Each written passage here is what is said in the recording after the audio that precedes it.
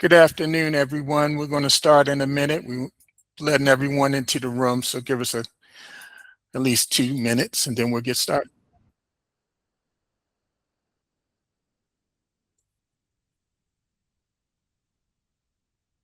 Yes, hi. How are I just saw you on the news the other day talking about the incident in Towson and all, and so yeah, it's great to see you.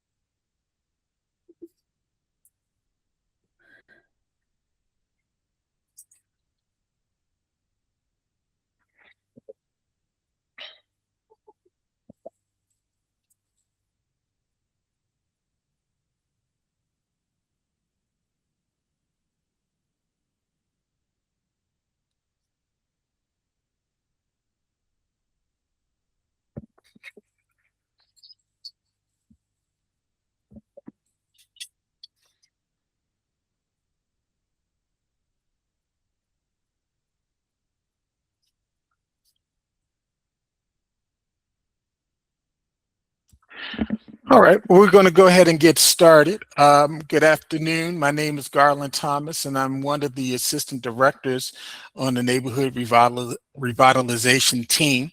I'd like to welcome you to our afternoon training for the Neighborhood Revitalization State Revitalization Programs fiscal year 2028. All right, there we go. All right, I want to go over some quick housekeeping items with you.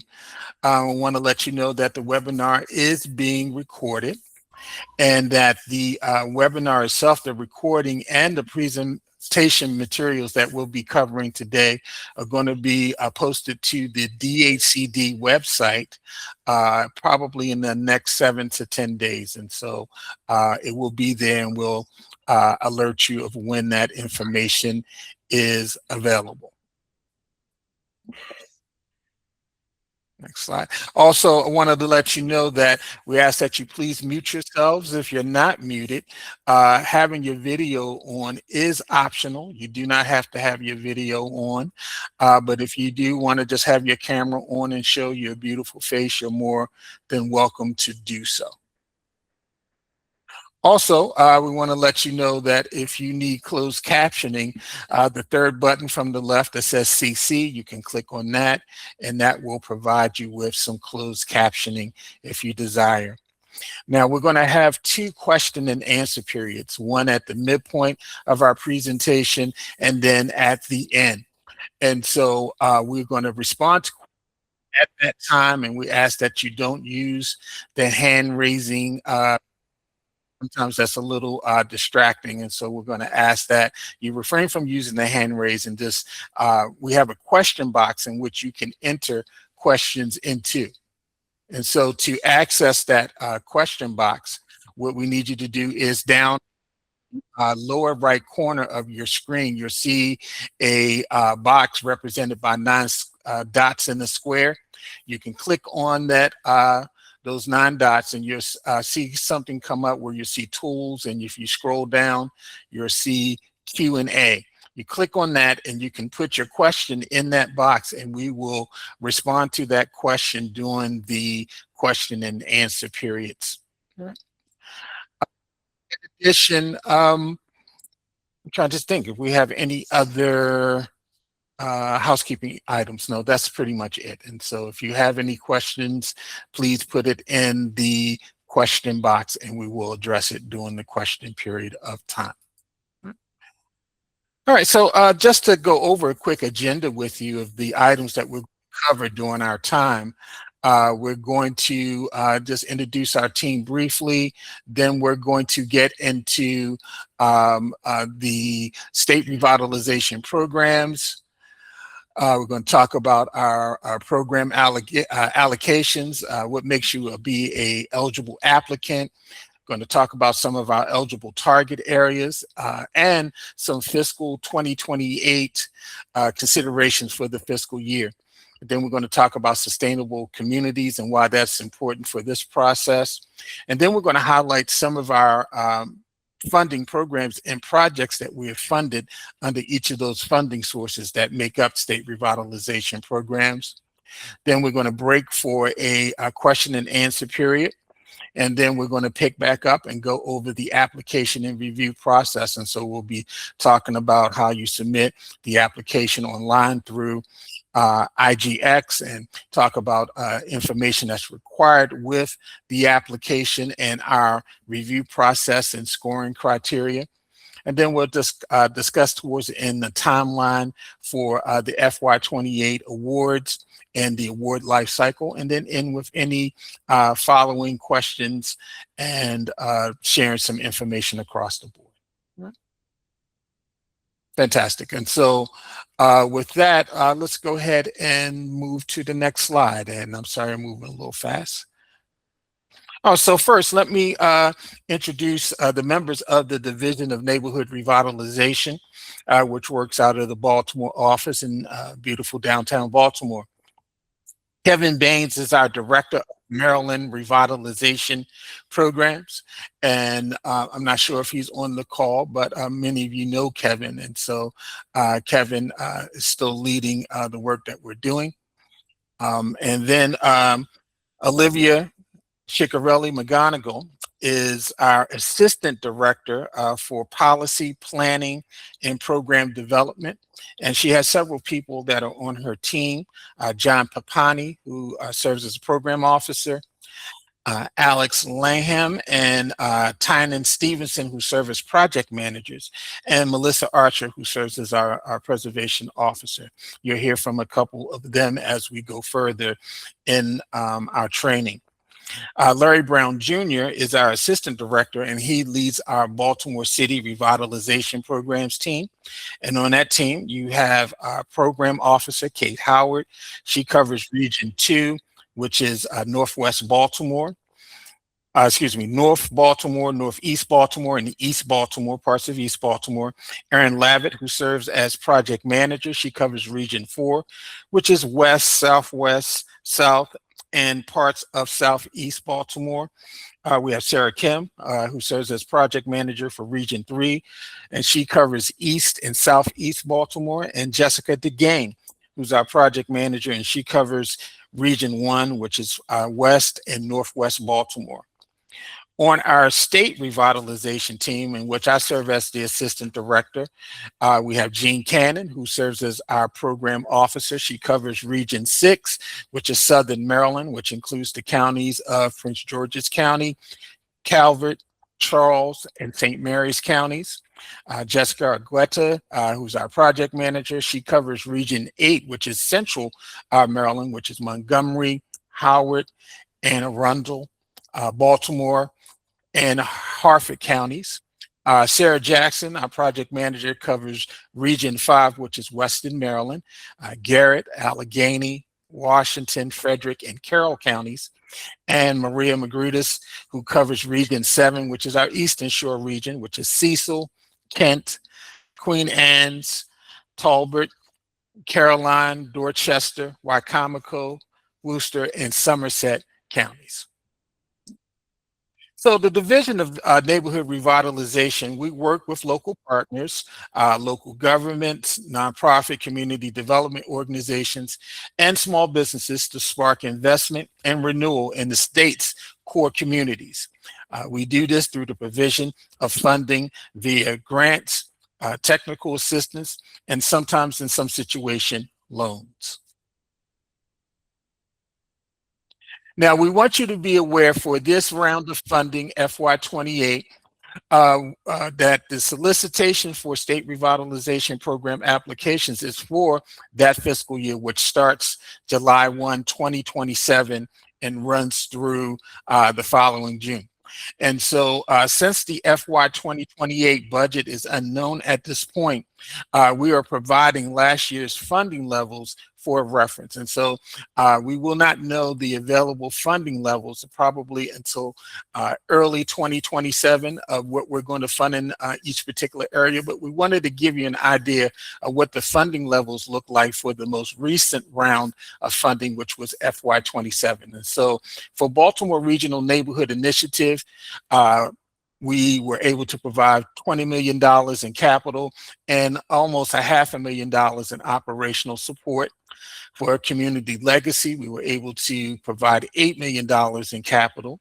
For the Maryland Facade Improvement Program, $5 million in capital. For the National Capital Strategic Economic Development Fund, or what we call NED, we had $20 million in capital and $200,000 in operational funds. We had for Seed Community Development Anchor Institution Fund, we had $10 million in capital. And for Strategic Demolition Fund statewide, we had $10 million in capital.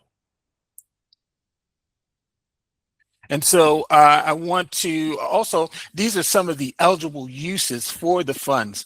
Our funding covers two particular areas: capital and operating.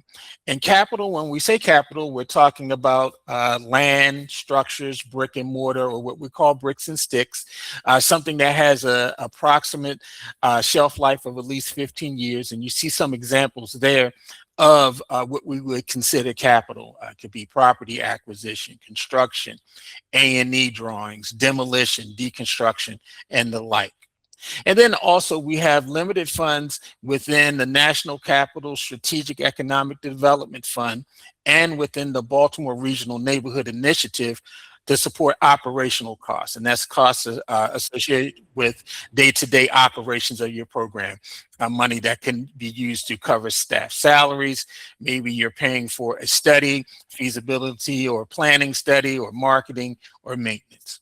And so our funds cover those particular areas. And so I'm going to pass it to Larry Brown, and he's going to talk a little bit more about our particular funding sources and when those two areas fit. Larry? Thanks, Garland. Good afternoon, everybody. Again, my name is Larry Brown.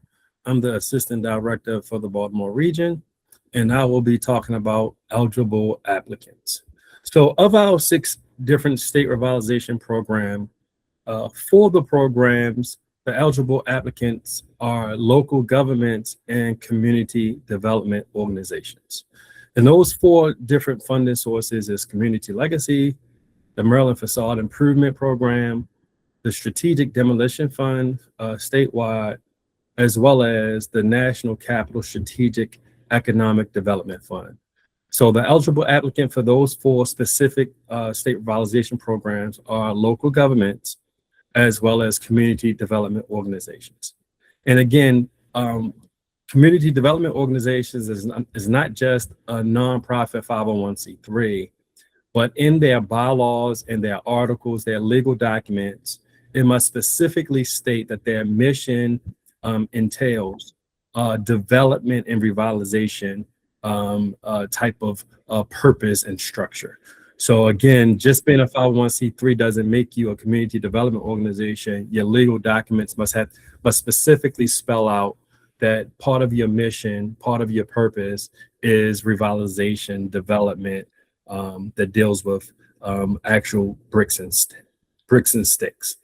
Next, we actually have the Baltimore Regional Neighborhood Initiative, which we call Bernie. The eligible applicant for that is only community development organizations. And lastly, we have SEED, which is Seed Community Development Anchor Institution Fund. We say the eligible applicants are EDS and MEDS. So that's hospitals or higher education institutions. The only eligible applicants that can apply for that specific pot of money has to be hospitals or colleges and universities. Next slide, please. So For this funding round, the state revitalization program applications is for the upcoming fiscal year, as Garland already mentioned, for fiscal year 2028, which actually begins July 1st of 2027. So we're starting the process a little earlier. We're opening a round for 2028, so it's actually a little early. So as Garland mentioned, we won't know the exact funding sources until after session ends, the first quarter of next year, and funds will be available on July 1st of 2027.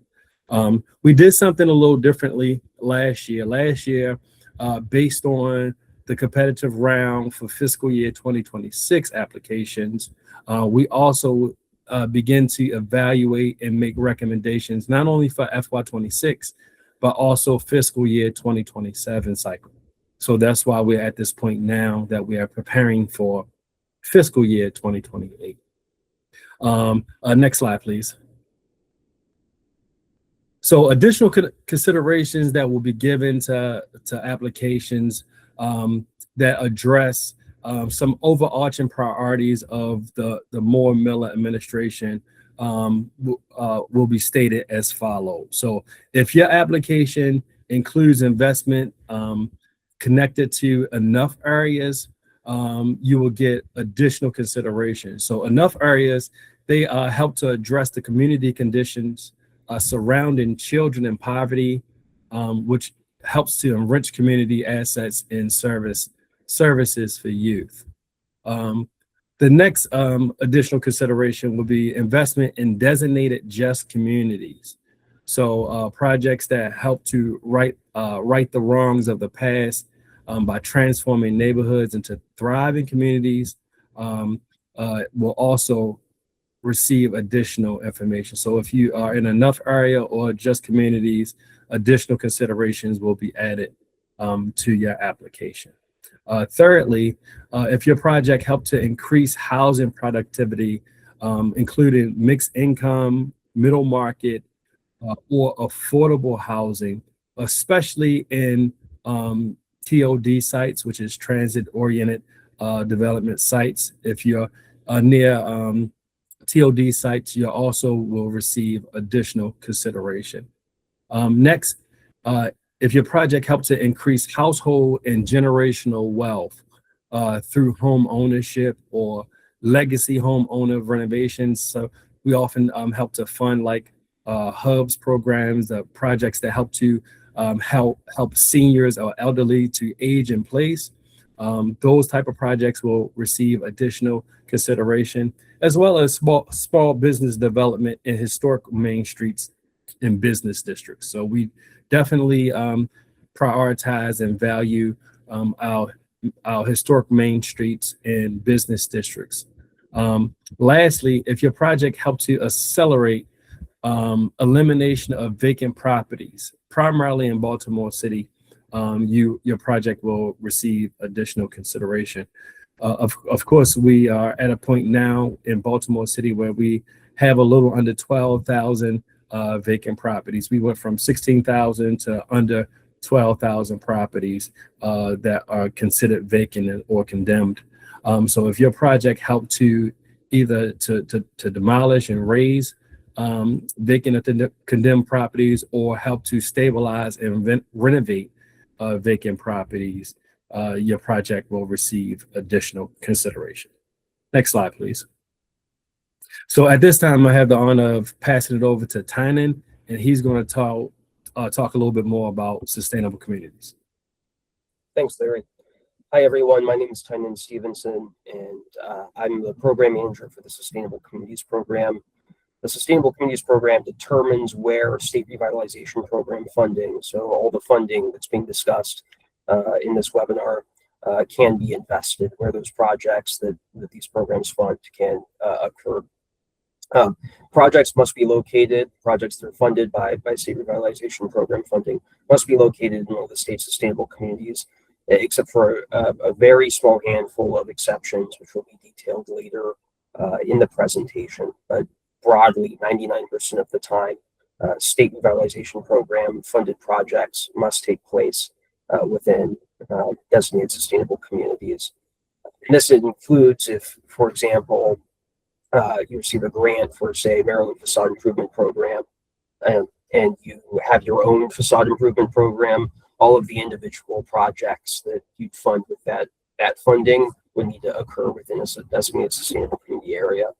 The state uses the sustainable communities designation in collaboration with local governments that prioritize revitalization investments, ensure revitalization investments align with the community's vision, as well as the state's priorities.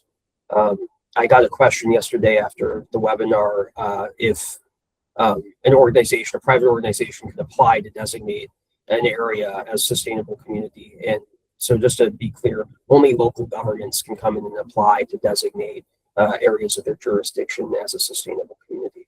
Next slide, please.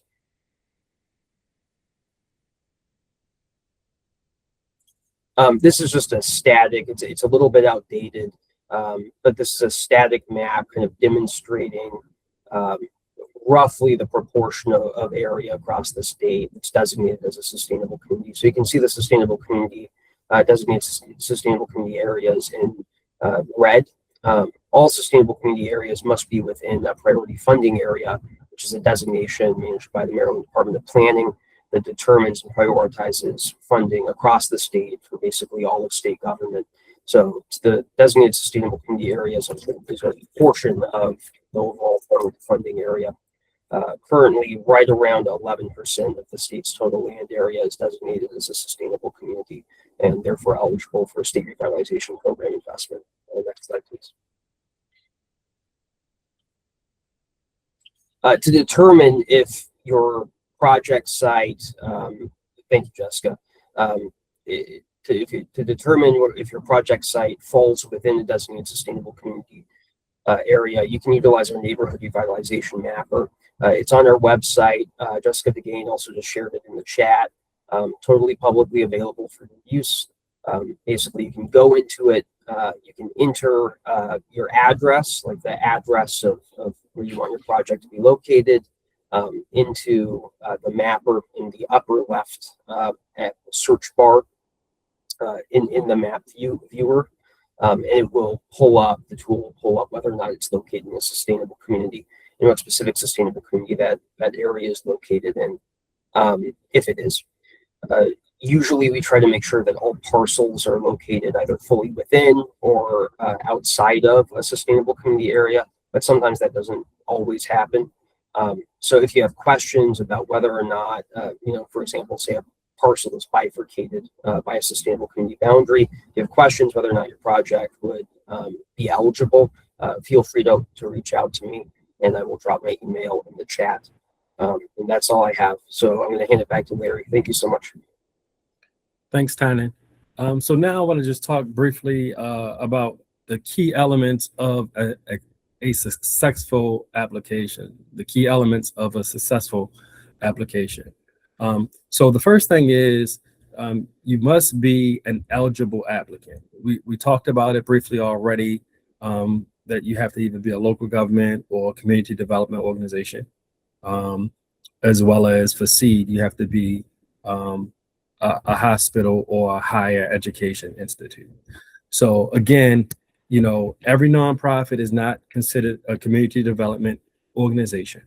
If you're unsure if you're eligible or if your organization structure is set up as one, as a community development organization, please feel free to reach out to your project manager and email them a copy of your legal documents, your bylaws, as well as your articles of incorporation.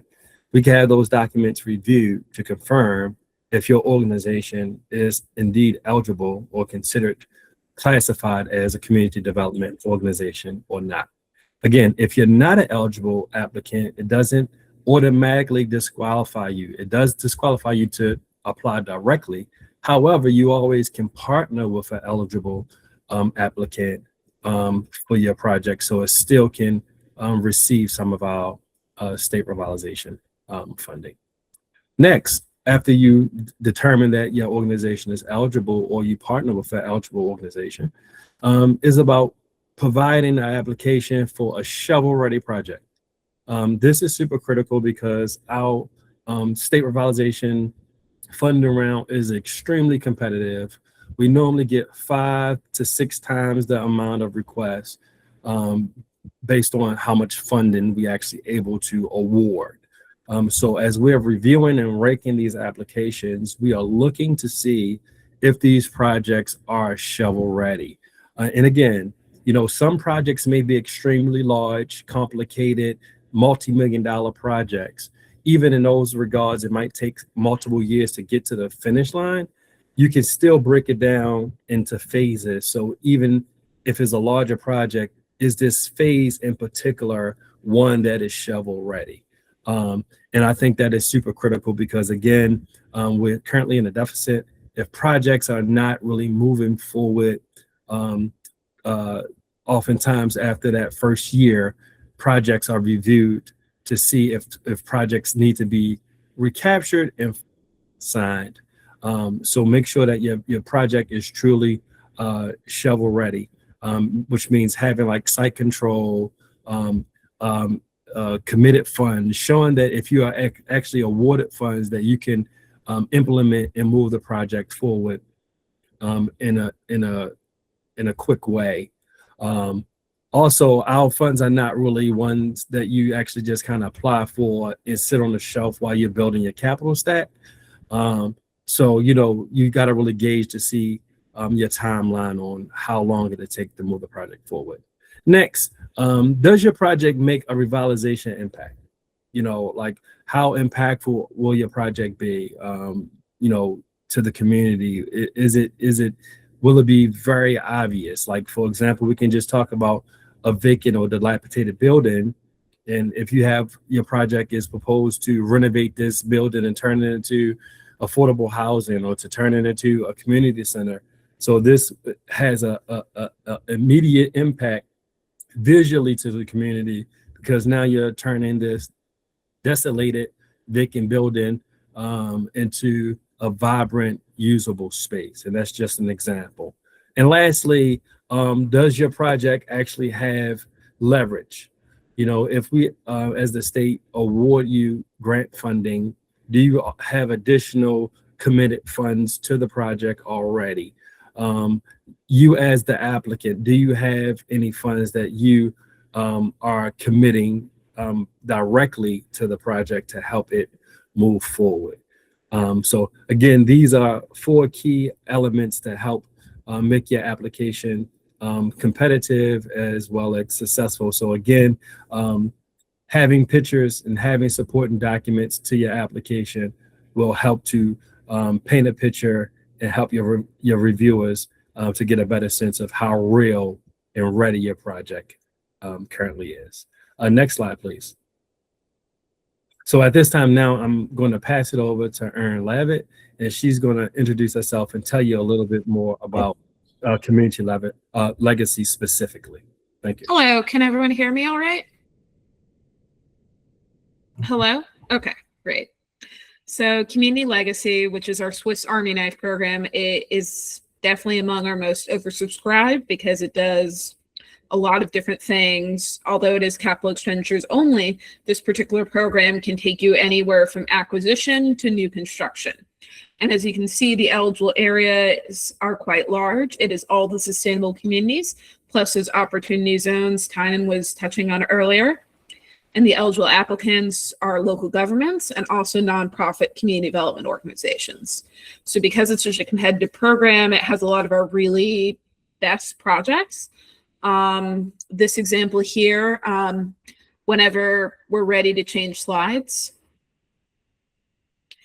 is with the Interfaith Housing Alliance in North Odenton. This is an area with a real workforce housing shortage. This project not only helped build this new multifamily development that actually had apartments of a size, you know, 4 families, included some larger spaces. It got rid of these really ugly blighted properties that had been a real eyesore to that community. And, you know, we really love to see construction going up and the benefits the Odenton area. And now I'm going to pass it to Maria, who represents the Eastern Shore. She's going to talk to you about Maryland facade improvement programs. Thank you, Erin. Hi, yes, I'm Maria Magrides. I'm the Eastern Shore Project Manager So the Maryland Facade Improvement Program. This program assists qualified businesses that are located within those sustainable communities with improving the outside appearances of their buildings or their facilities.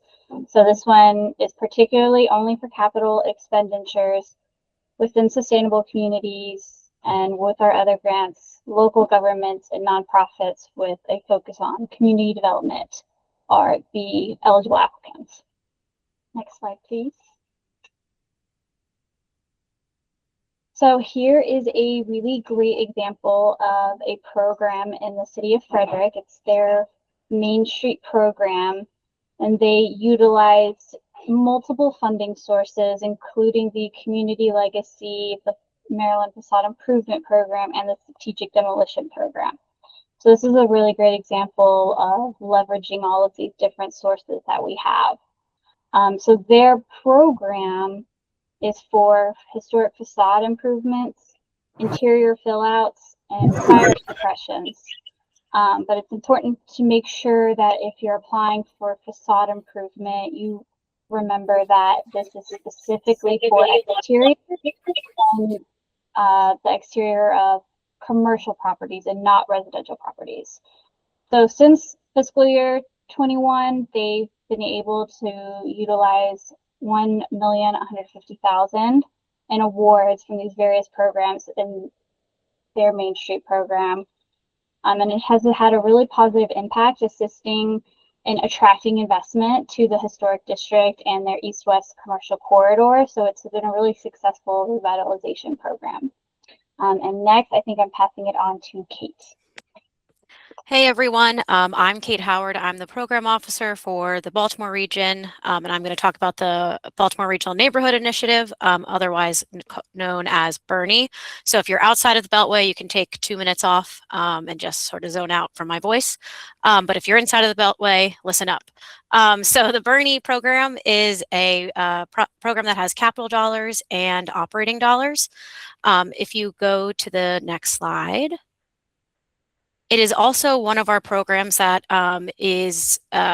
has a requirement that's not just a sustainable community for your project, but also the project has to be within one of these 23 Bernie boundaries within the city. And for all of those boundaries, there is a lead group that sort of manages and organizes applications for those areas. That doesn't mean the group necessarily has to be the one applying to get that Bernie funding, but there has to be some coordination with that group, either a letter of support or something along those lines that show that what your project or what you're proposing aligns with the Bernie approved plan that we looked at when those groups and those boundaries were established. So when you look at this map, if you see that one of your projects might be in one of these areas, you can reach out to those organizations that are on the side, or those organizations are also on our website, or you can reach out to your regional project manager and we can set up or provide you a contact to sort of start talking through your proposed projects. So next slide. These are all of the sort of hitting points that all of the plans touched on. So if one of your projects, which all of these align with our secretaries and our governors and our departments, goals too. So it's sort of just a smaller scale focused plan. And so all projects sort of align with one of those or all of those categories if possible. Next slide. So here I'm going to talk through 2 examples, but the first one is with the Upton Planning Committee, and it was the Afro Archives at the Upton Mansion. This project was funded over a couple years through different funding sources, excuse me. And so they used our funding for some A&E, and now they're using our Bernie funding to finish the design or the final construction of the building. And so this is the most recent was a $250,000 award that leveraged $2.3 million. So a really impactful project and a great collaboration of groups working together to get this building back into an active use. Next slide. Excuse me. The next group is with South Baltimore Gateway Partnership, and it was a Mount Clair Junction grocery store. And this was also a fiscal year 24 award that was $200,000 that leveraged $1.4 million. And it was used for the capital improvements to get the store to where it needed to be for the neighborhoods in this area. And so with that, that summarizes Bernie, and I'll send it over to Sarah Jackson. Thanks, Kate. All right. Hi, everybody. I'm Sarah Jackson. I'm going to give you a little overview of our Strategic Demolition Fund program. So this program aims to invest in pre-development activities to accelerate the economic development and job production. And like what Aaron had said with our Community Legacy program, it has the same eligible areas and eligible applicants. The difference between that and this program is that this program is strictly going to be for all like pre-development expenditures. And I know the name can be a little confusing. A lot of people just think it's just demolition, but it's so much more than that. It can be site acquisition, A&E, stabilization, environmental remediation, things like that. So if you have any type of question, if your project might fit into that category, reach out to your project manager and they can give you a better idea. And one thing to note is that if you are awarded any of our strategic demolition funds, we will most likely need additional information if it's specifically related to actual demolitions of properties and stabilizations. Next slide. And here's a great example that we had recently. This was from our FY24 application round. The applicant was Washington College. This project is located in Chestertown, and they got a $500,000 award. And this was a purpose to repurpose the former Dixon Valve site into affordable housing. Once it's completed, it will be affordable housing as well as an incubator, entrepreneur incubator, and maker space. And some of what they used this funding for was for demolition and some environmental remediation and green space. And with that, I'm going to pass it over to Sarah Kim to give you a little more information of our SEED program. Hi, my name is Sarah Kim. I am the project manager in the Baltimore region. I'll be discussing the SEED Community Development Anchor Institution Fund. So this program provides matching financial assistance through grants and loans to anchor institutions for local community development projects. This fund can be used for a variety of capital expenses, including construction, rehabilitation projects, property acquisition, architectural, engineering, design, site development, public infrastructure improvements, and other neighborhood improvement costs. Applicants must provide one-to-one match. This is the only grant that we provide that requires a match, and we accept both private and public funding sources. And to be eligible, the project must be located within a sustainable community or an area experiencing blight, and then they must contribute to improving the neighborhood surrounding an anchor institution. Eligible applicants include Maryland hospitals, Maryland higher education institution departments within those institutions, affiliated foundation, and other entities connected to the institution. Next slide, please.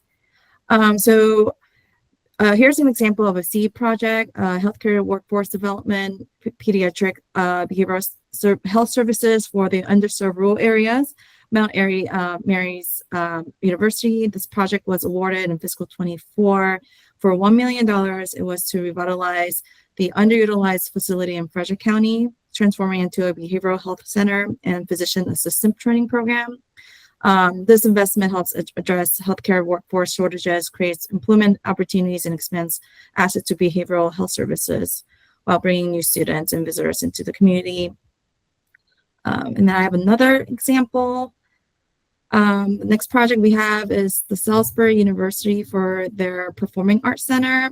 This project was awarded in fiscal 25 for $1 million. It was to support the demolition of the former Wicomico County Library and construction of a new performing arts center, including theater, dance studio, recital hall, classrooms, and other supporting class spaces. This was a $152 million project, which will provide theater, dance, educational spaces while expanding the cultural access for the community. And I will hand it over to Jean. Thanks, Sarah. Hi, everybody. As mentioned earlier, I'm Jean Cannon, and I'm the program officer for the statewide team. And I'll be telling you all a little bit more about the National Capital Strategic Economic Development Fund, or NED, as we more commonly refer to it. NED funds are limited to Prince George's and Montgomery County projects located around the boundaries created by Interstate 495 and Route 200 and Interstate 270 surrounding DC. NED's purpose is to provide competitive capital and limited operating funds to help support commercial and residential activities in areas targeted for revitalization. So it covers a whole host of projects and programs from rehab and acquisition to streetscaping and playgrounds. NED attempts to focus on areas where modest investment and a coordinated strategy will have a significant neighborhood revitalization impact. As was mentioned earlier, in FY26, we received about 20 million capital, but only 200,000 in operating. So it's really predominantly a capital program with minimal operating funds. So keep that in mind as you're planning your prospective budgets. And both community development organizations and local governments are eligible to apply. Next slide. So as you can see here, it's all of that purpley pink or kind of fuchsia areas on the mapper. Those are all NED eligible areas. If you're unsure if your project falls within the eligible boundaries, please feel free to reach out to myself or Jessica Argueta, the project manager for Montgomery County, and we'd be happy to help double check for you. Next slide. And then here we have a great example from 2025 of a NED project where 400,000 was able to be leveraged by Gateway CDC to help the dance studio Joe's Movement Emporium plan and install a green roof and stormwater mitigation. This project will hopefully become a model for other aging urban art studios facing the same issues on retrofitting stormwater management, creating something both functional and beautiful in the process. And then I'll pass it off to Garland and Larry for questions. Fantastic. Thank you again to all the team for your expertise in these particular areas. We have some great talented people that are working with us and working with some of our partners. And so we want to go ahead and get to some of your questions. We didn't see any questions in the question box, but do see some in the chat. And so let's go there. How do you define shovel ready?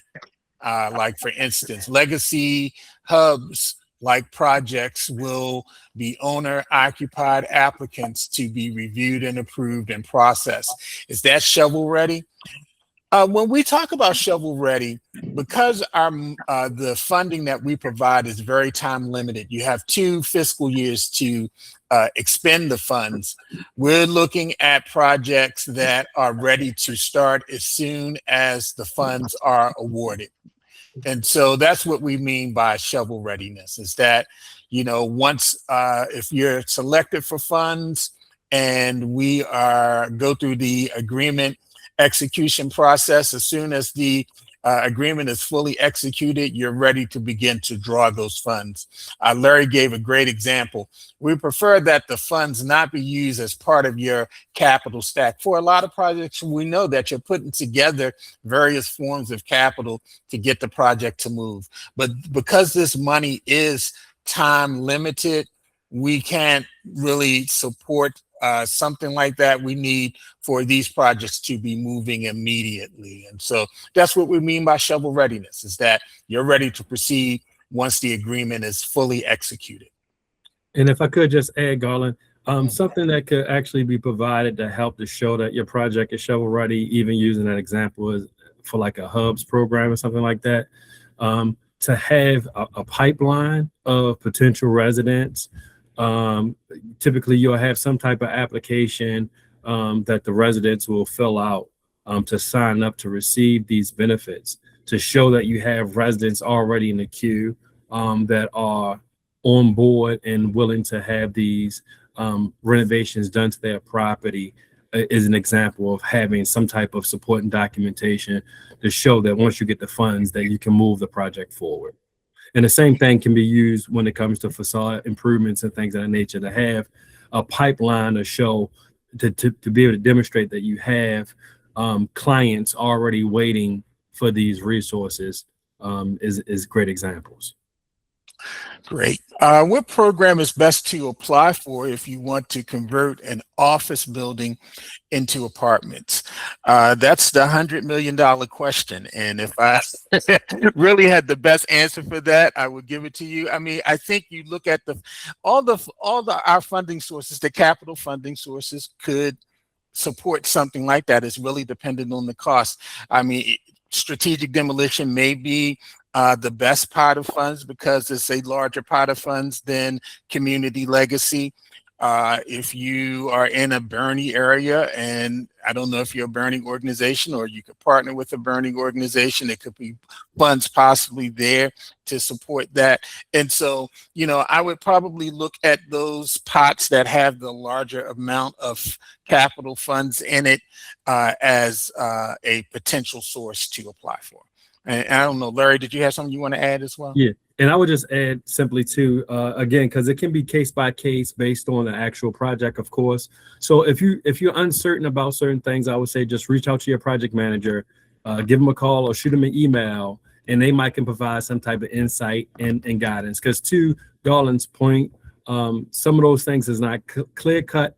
However, based on a specific project, like if it's a project that can and the funding request may be used solely for like acquisition and stabilization, is different pots of money that has an average award amount that may be a little higher than another, like community legacy, for example.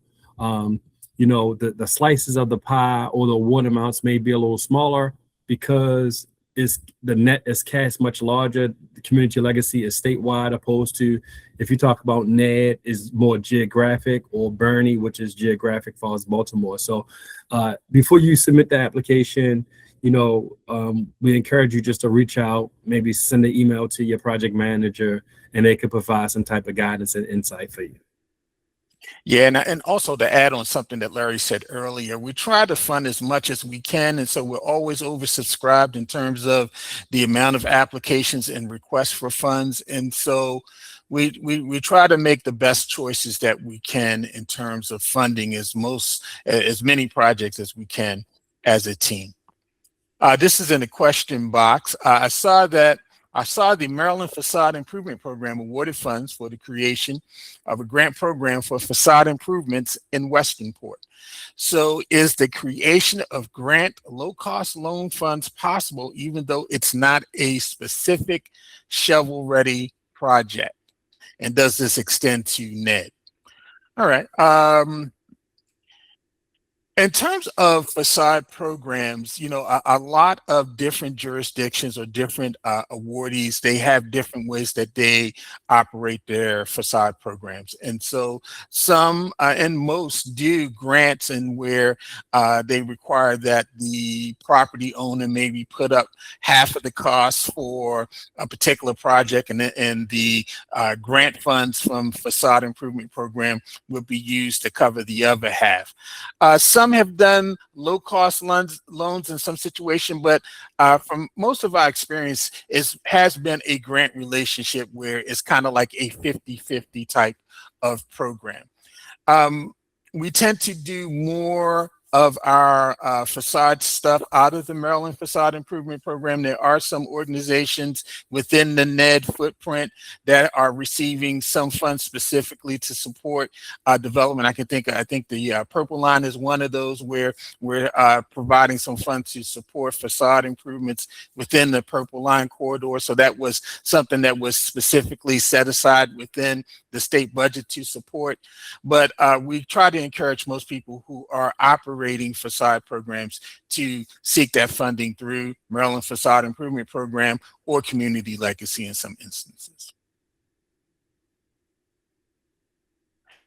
I work with several CDOs in Baltimore County who are new. Can they submit their Bernie plan and funding applications at the same time as has been the case in the past? And if not, what is the process for becoming eligible?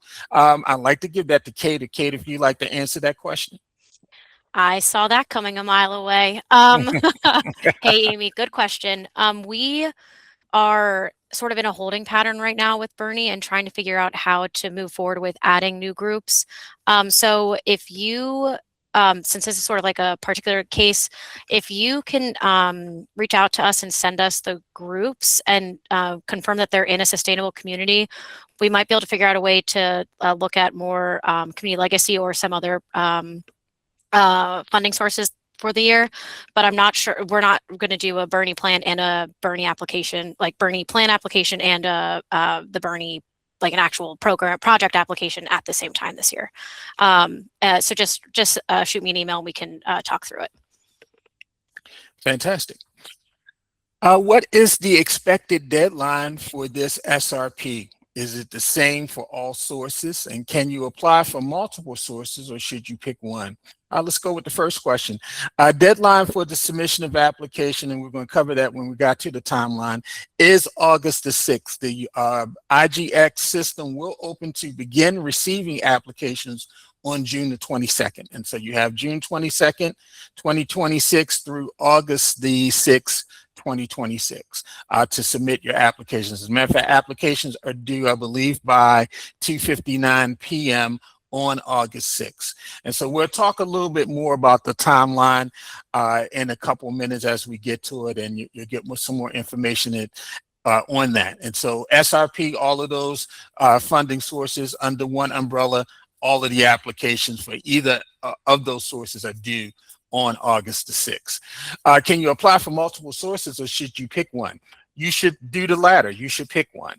We ask that you really try to identify what you think would be the best funding source for your project and submit for that particular project. There are sometimes that we have the ability to move a particular project from one funding source to the other if we're trying to find some funds that could support it. And so if we need to do that, we would do that in-house, but we ask that you would pick one funding source to apply under.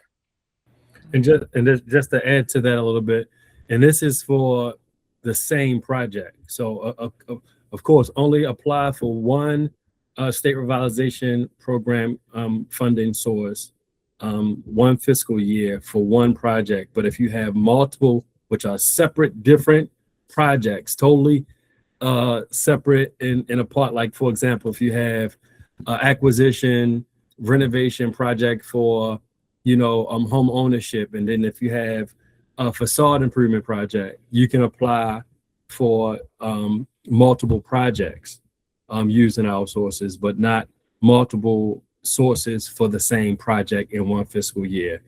Hopefully that makes sense. All right. We're looking at doing uplighting and tree wells, both for streetscape improvement and safety. I guess community legacy is the best way to go.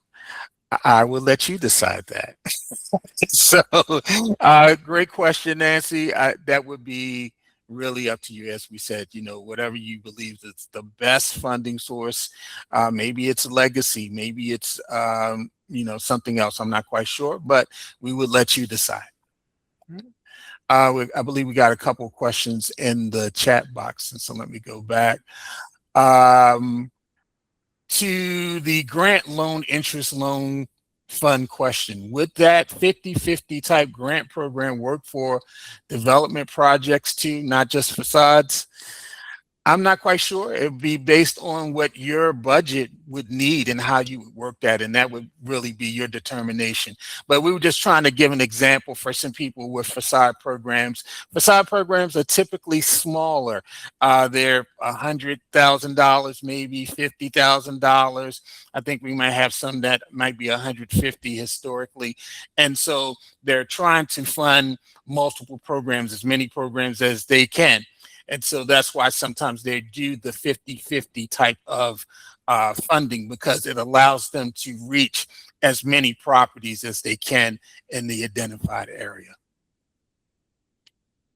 When applying to Bernie, can you apply for both capital and operating in one application, or do you have to choose one? Kate, would you like to answer that? I sure can.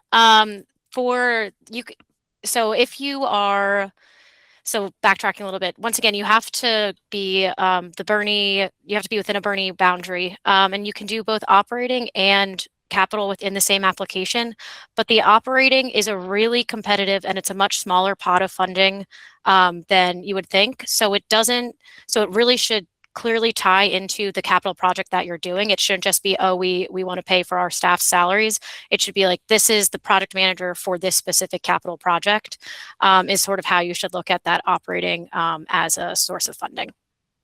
Fantastic. I believe that Jean had already answered this particular question, but I'm going to read it again. Do any of the grant categories include the operational funding discussed in the giving breakdown at the beginning of the presentation? As we discussed, there are two funding sources in which we offer operational support. That's the Baltimore Regional Neighborhood Initiative Funds and the National Capital Strategic Economic Development Fund, or NED. We call the Baltimore Regional Funds Bernie.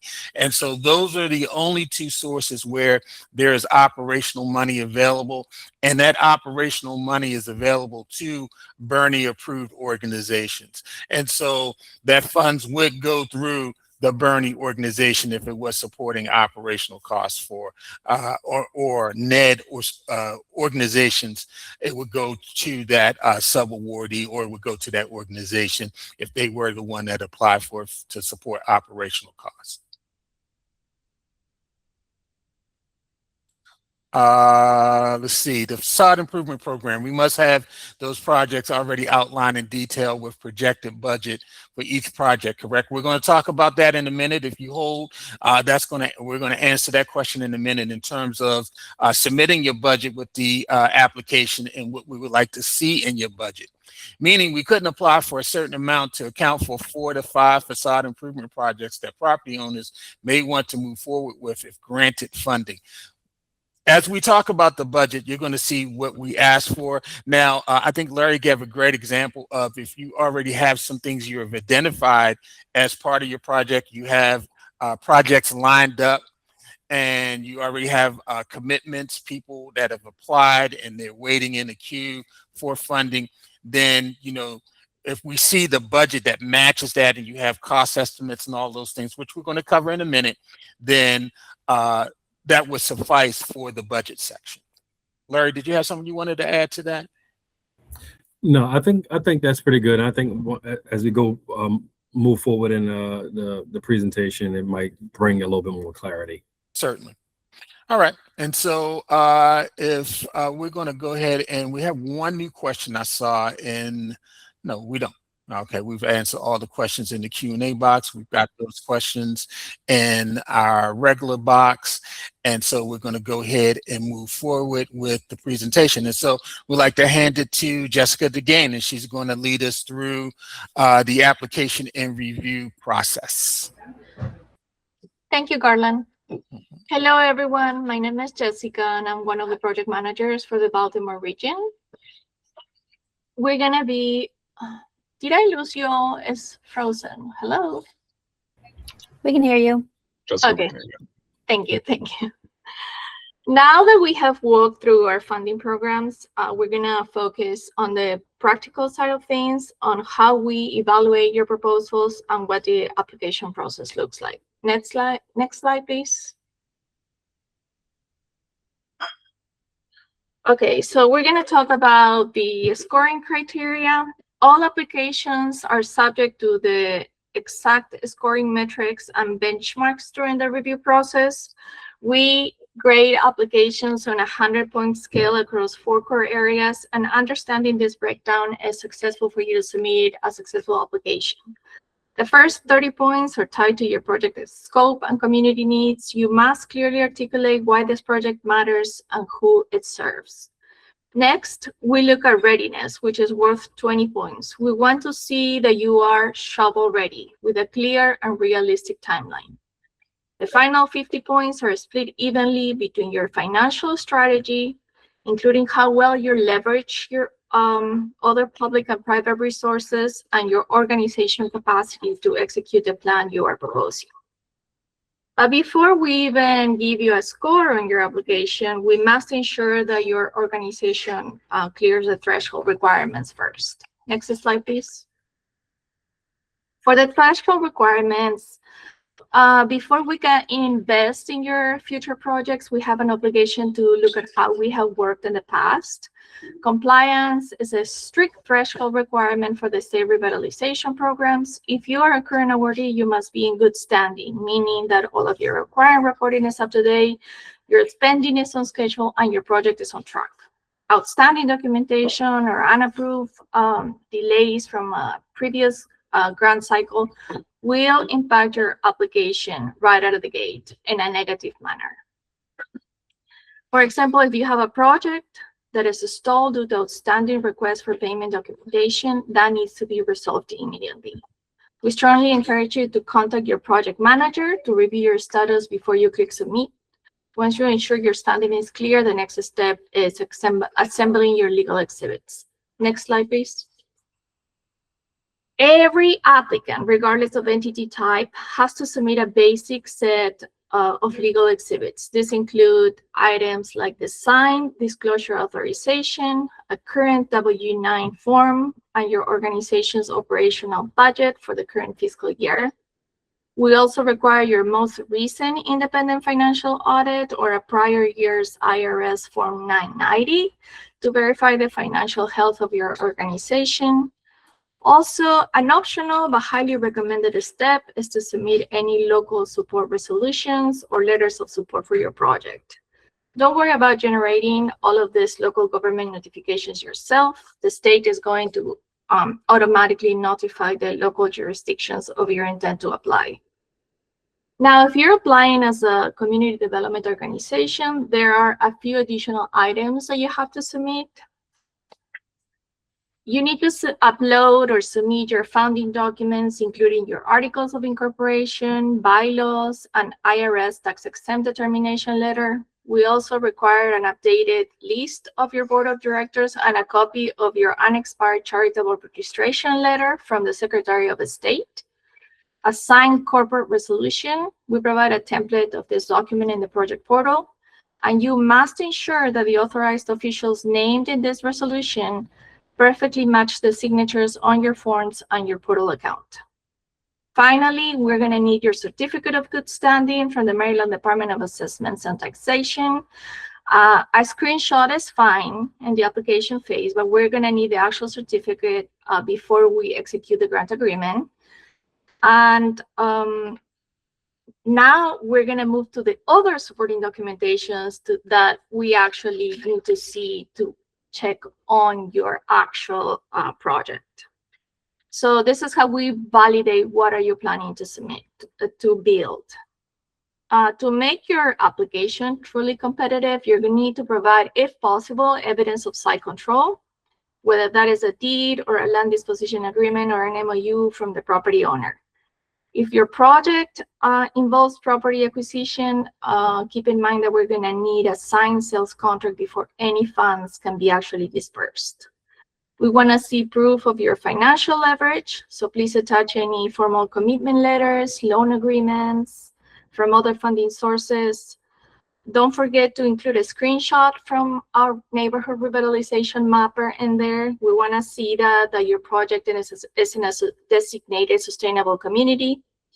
If you have any partners involved in the project, please provide any MOUs that you may have. Now let's look at the documents that, there you go, other supporting documents. So a picture is worth 1,000 words, especially to a review team that might not be able to visit your project or potential project in person. We receive, as Larry said, hundreds of applications for our funding. So upload high quality interior and exterior photographs. That is your best opportunity to show us the exact community needs you're trying to address. If you are proposing a renovation or new construction, please include whatever architectural drawings, renderings, feasibility studies you may have, even if they're just conceptual schematics. Capital projects must also navigate the Maryland Historical Trust Act, so attaching evidence of past historic compliance review can significantly speed up your timeline. And I cannot stress this enough. If your application is incomplete or missing these required documents, it will not be considered. Next slide, please.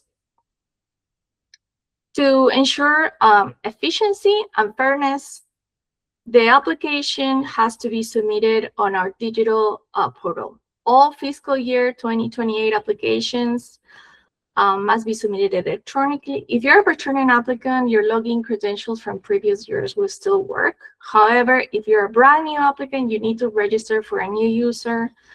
And we have a hard deadline for this, which is July 15, 2027 at 4:59 p.m. Missing this window means you won't be able to apply for this cycle.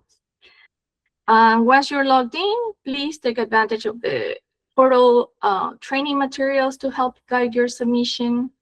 And now that we know how to submit, let's take a closer look at a critical compliance piece we mentioned earlier, the Maryland Historical Trust process. And with that, I'll pass it over to Melissa. Thank you. Thanks, Jessica. Hi, everyone. I am Melissa Archer. I am the program officer specializing in historic preservation compliance for neighborhood revitalization.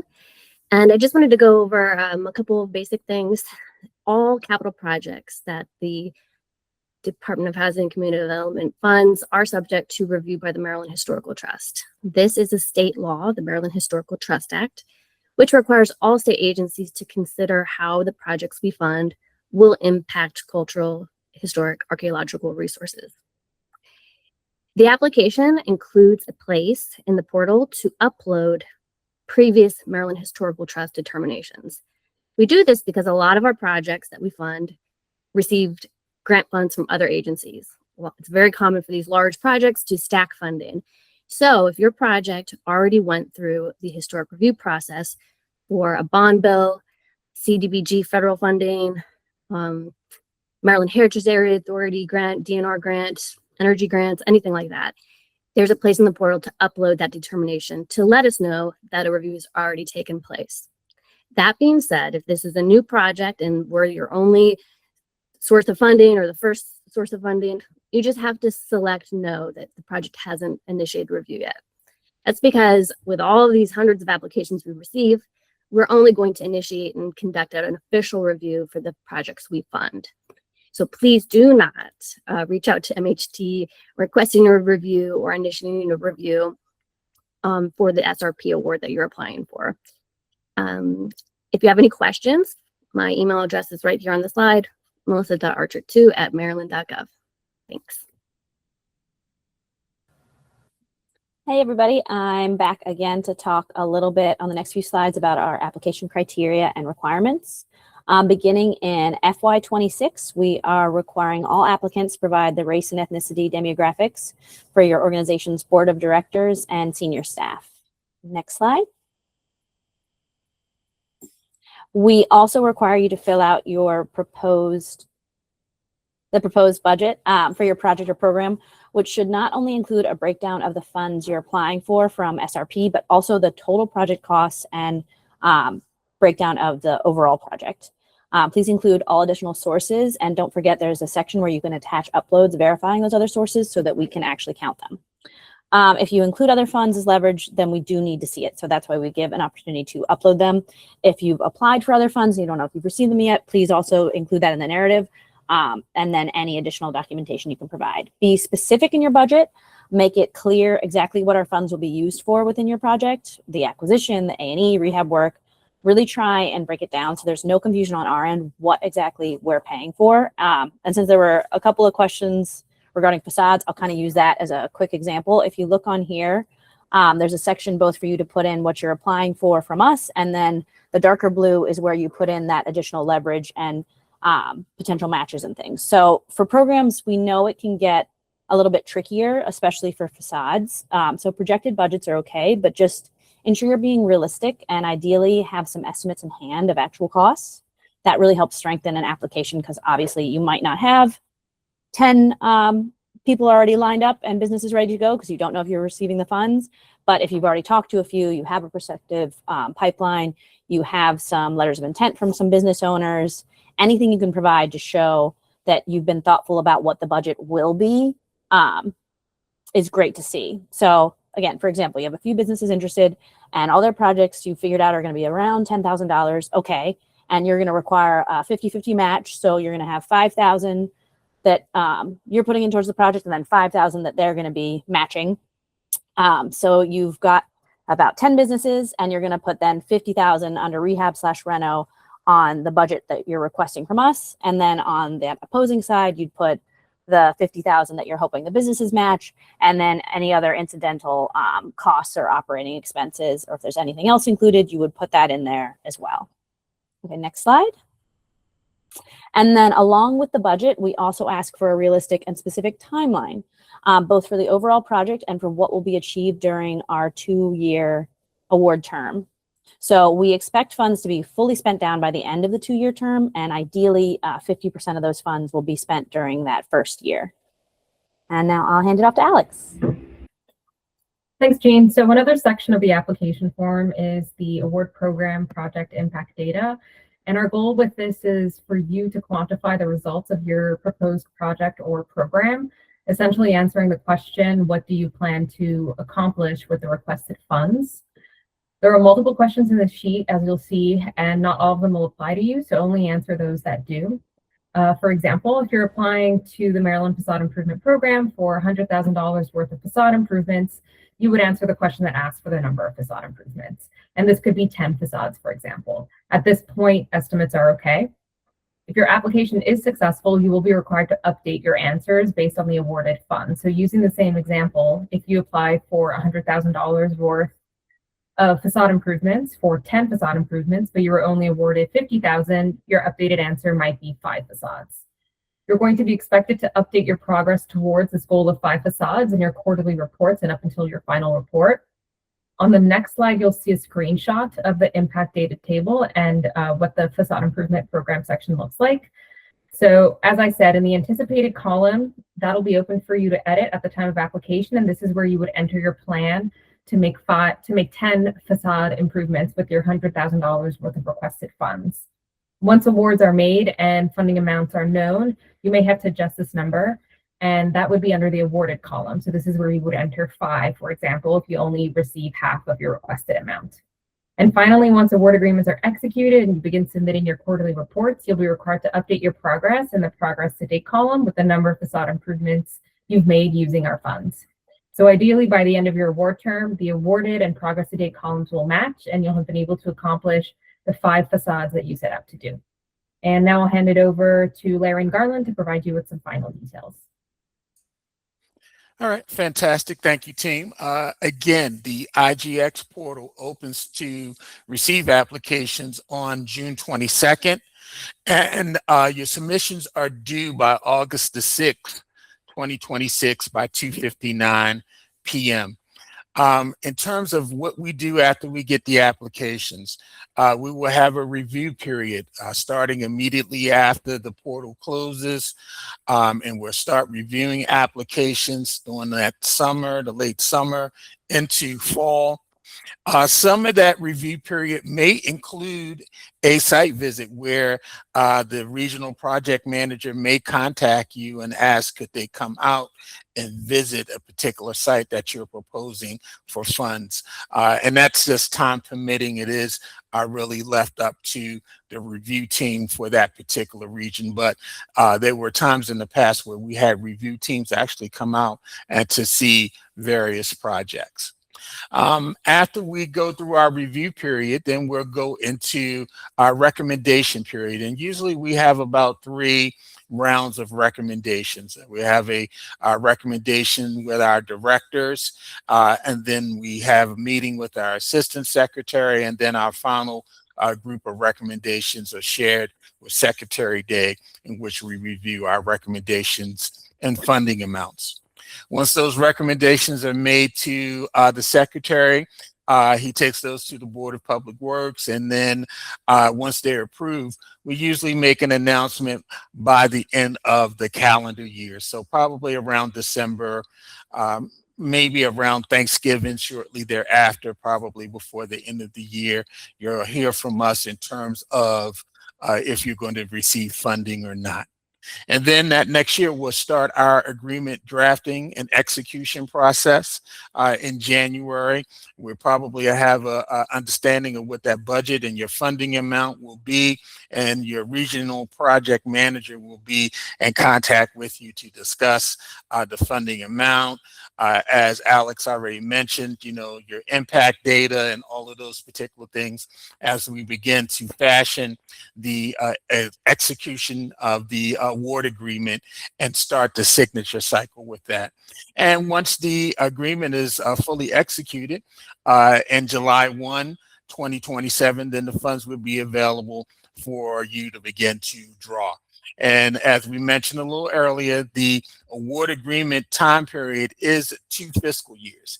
And so the award monies would be eligible to be spent between July 1, 2027 to June 30th, 2029.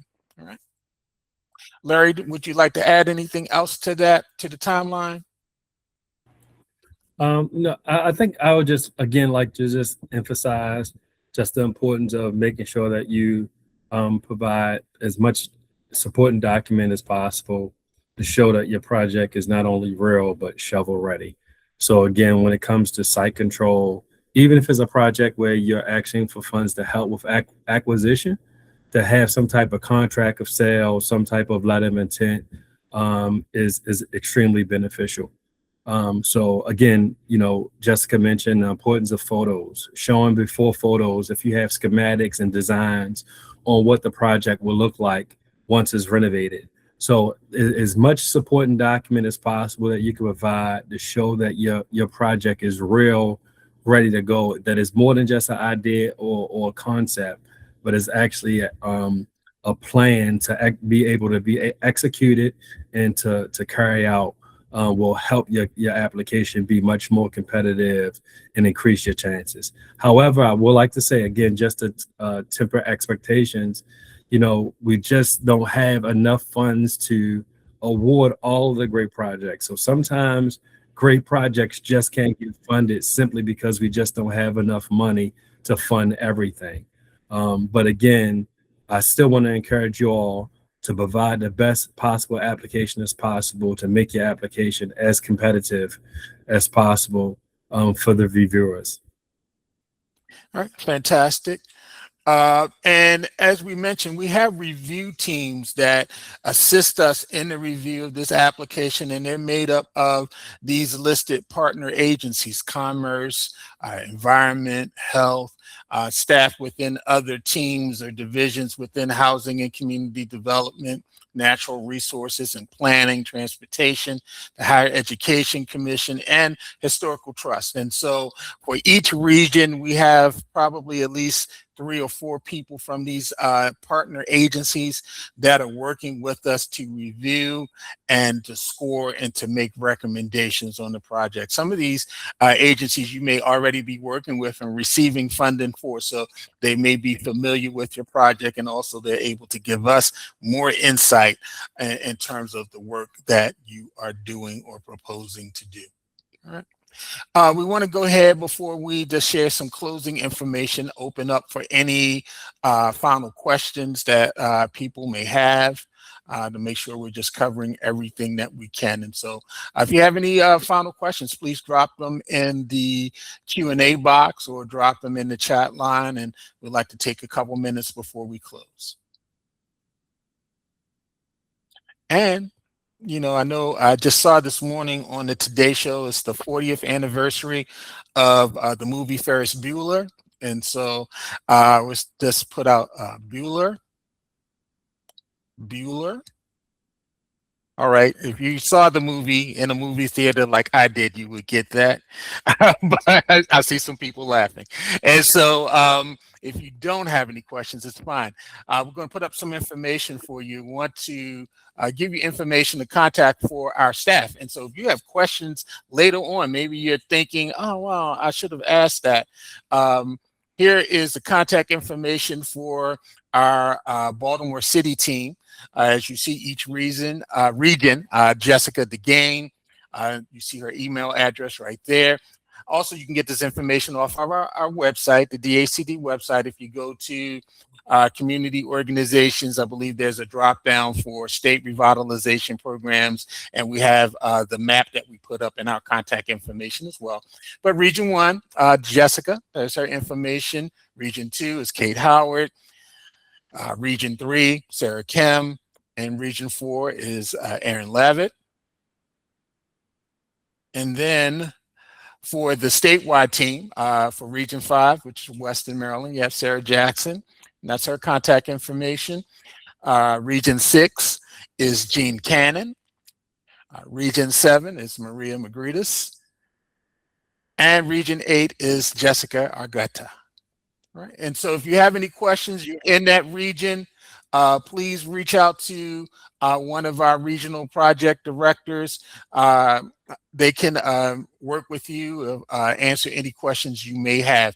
Or if you'd like to talk with Larry and myself, you can also reach out to us. This is our contact information right here. And you can reach us at those email addresses. All right.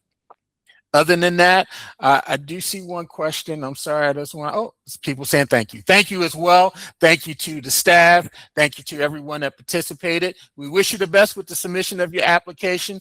Again, if you have any questions, please reach out to us and we will get back with you and work with you through the process. Have a great day.